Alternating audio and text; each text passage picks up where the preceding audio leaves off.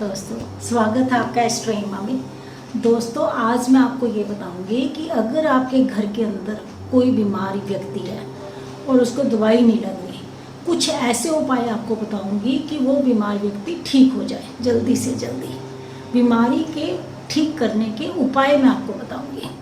देखिए दोस्तों, सबसे पहले आप मेरे चैनल को सब्सक्राइब कर दें ताकि आने वाली वीडियो आप तक जल्दी से जल्दी पहुंच सके। आप जल्दी से आप मेरे चैनल को सब्सक्राइब करें। चलो अब मैं बता रही हूँ आपको उपाय। देखिए, किसी के भी घर में कोई व्यक्ति अगर बीमार हो जाता है तो पूरा परिवार परेशान हो जाता है, घर में से खुशी खत्म हो जाती है, घर टेंशन में आ जाता है, घर का हर मेंबर टेंशन में ही हो जाता है और उस सदस्य के बारे में सोचता रहता है। घर के अंदर नेगेटिव एनर्जी बढ़ जाती है, पॉजिटिव चीज़ें सब सोचने की शक्ति खत्म हो जाती है। हर मेंबर उस बीमार व्यक्ति के बारे में सोचता रहता है और वो बीमार व्यक्ति भी क्या करेगा। सब कहा जाता है कि हेल्थ है तो वेल्थ है। सबसे ज़्यादा इंसान को हेल्थ की ज़रूरत है।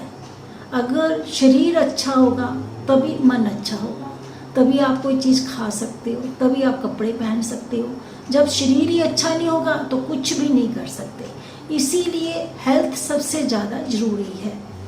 सारा धन एक तरफ, हेल्थ एक तरफ। आपका शरीर तंदुरुस्त होगा तभी आप खुशियाँ ले सकते हो। अब देखिए, ये कहा जाता है कि जो हमारे पुराने जन्मों में हमने कोई पाप करे हैं या कुछ भी करा है, उसका हमें कभी ना कभी दंड मिलता है। तो कह लीजिए ये बीमारियों के रूप में मिल जाता है। जब कोई भी रोगी बीमार हो जाता है और लंबे समय उसकी बीमारी चल पड़ती है तो यही कहा जाता है कि हमारे पुराने जन्मों के कर्मों का हमें फल मिल रहा है। और ऊपर जो उसके लोग होते हैं, जो उसके परिवार के सदस्य होते हैं, वो भी उसके साथ भागीदार होते हैं, वो भी परेशान होते हैं। अगर हम ब्रह्म मुहूर्त में, जो हमारा 3 से 5 बजे का टाइम होता है, उसे हम ब्रह्म मुहूर्त बोलते हैं, 4 बजे, अगर हम उठकर सुबह सुबह ब्रह्म मुहूर्त में अपने देवी देवताओं से ये प्रार्थना करें कि हे भगवान, हमने जो पुराने कर्म करे हैं या कोई हमसे गलती हुई अनजाने में, हम नहीं जानते कि हमसे क्या गलती हुई है, आप उनको क्षमा कर दीजिए और हमारा जीवन सुखमय कर दीजिए। भगवान उस समय ब्रह्म मुहूर्त में देवी देवता जाग रहे होते हैं, तो हमारी प्रार्थना वो एकदम से स्वीकार करेंगे। और जब भी कोई बच्चे, हम भगवान के लिए हम बच्चे हैं, जब भी कोई बच्चे भगवान के आगे प्रार्थना करेंगे तो भगवान हमारी प्रार्थना को जरूर स्वीकार करेंगे, तो आपकी बीमारी भी खत्म हो जाएगी। देखिए, हमें प्रार्थना जरूर करनी चाहिए और हमें भूले से भी कभी भी किसी का दिल नहीं दुखाना चाहिए। पता नहीं अनजाने में कब किसी का दिल दुख जाए और हमें वो क्या बोल के चला जाए, ऐसे हमें कभी नहीं करना चाहिए। और देखिए, अगर कोई व्यक्ति बीमार हो जाता है तो आप उसके जितना उसका वज़न है, शरीर का वज़न है, आप उतना उसका नमक दान करवा दीजिए। उस नमक को चलते हुए पानी में प्रवाह करके आ जाइए। कोई भी बड़ी से बड़ी बीमारी होगी तो आपकी बीमारी का इलाज होना शुरू हो जाएगा। कई बार ऐसा होता है कि आपकी जो बीमारी है उसका दवाइयाँ भी नहीं लगती, आप इलाज करवा रहे हो, डॉक्टर बता रहे हैं, पर दवाई असर ही नहीं कर रही। अगर ऐसा हो रहा है तो आप नमक का जल प्रवाह कराइए, तो आपकी बीमारी में 100% आराम होना शुरू हो जाएगा। सबसे पहले जब आप मेडिकल स्टोर से दवाइयाँ लेकर आते हैं, आप उन दवाइयों को अपने घर के मंदिर में रखें। अपने घर के मंदिर में उन भगवान के आगे प्रार्थना करें कि भगवान, ये जो हम मेडिकल लेके आए हैं दवाइयाँ, ये इस दवाइयों से हमारा रोगी जल्दी से जल्दी ठीक हो जाए। जो भगवान होंगे, जो हमारा मंदिर होगा, उसके अंदर से पॉजिटिव एनर्जी उस मेडिसिन में जाएगी, जिस पॉजिटिव एनर्जी से हमारा पेशेंट ठीक हो जाएगा। और भगवान के आगे ही हम प्रार्थना कर सकते हैं। भगवान, उन मेडिसिन को आप भगवान के मंदिर में रखिए, उससे आपको बहुत ज़्यादा फर्क पड़ेगा।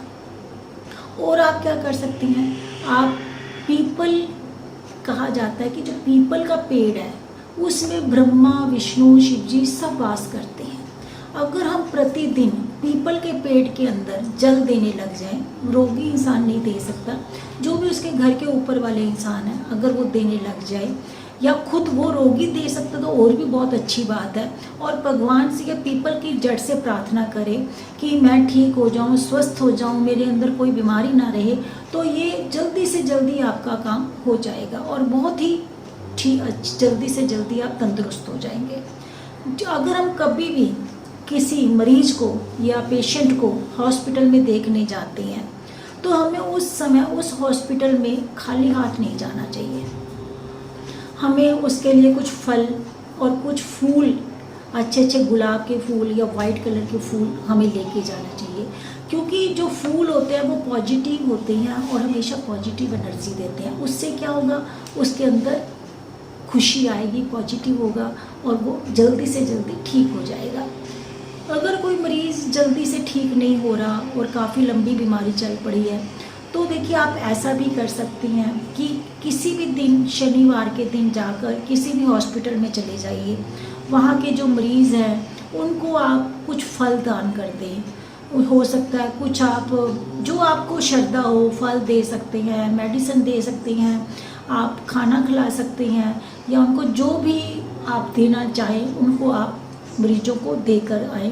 उससे भी वो दुआएं देगी आपको और आपका पेशेंट बहुत जल्दी ठीक हो जाएगा।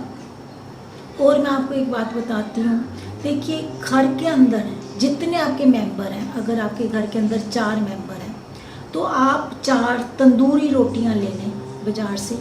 तंदूरी रोटी मंगलवार के दिन ले लें और मंगलवार के दिन तंदूरी रोटी लेकर वो रोटी को आप 4 रोटियों को किसी को भी गरीबों में बांट दें।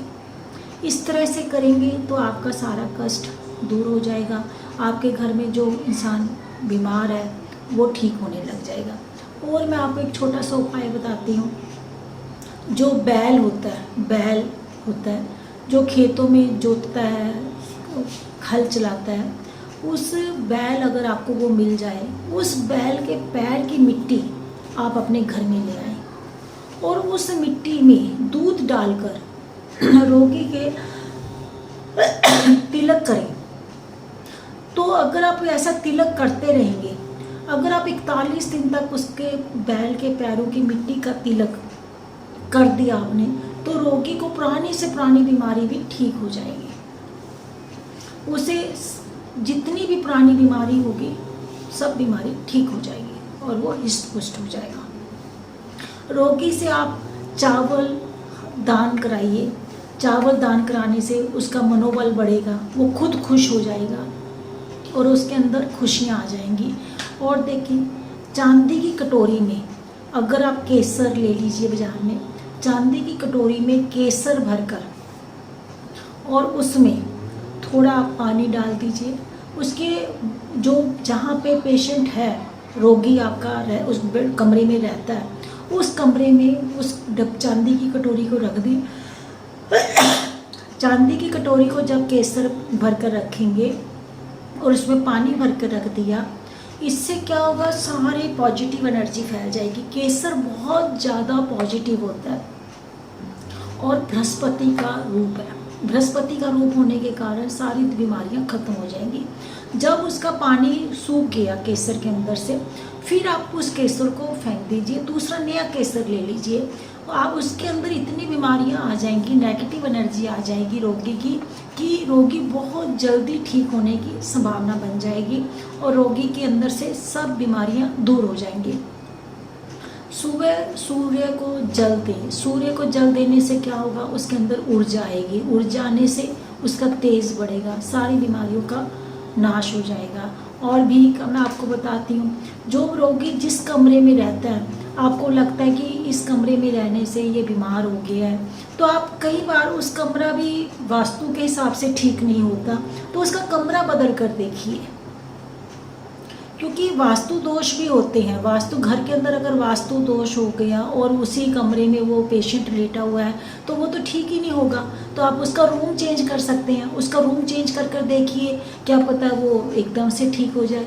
जो भी पेशेंट हो, उसका जो बेड है, उसके ऊपर जो आप बिस्तर बिछाते हैं, उस बिस्तर को डेली धूप लगवाएं। डेली नहीं लगवा सकते तो 2 दिन बाद, 3 दिन के बाद आप उस बिस्तर में अगर धूप लगवाएंगे तो आपका जो बिस्तर की नेगेटिव एनर्जी है वो ख़त्म हो जाएगी और रोगी बहुत जल्दी ठीक हो जाएगा।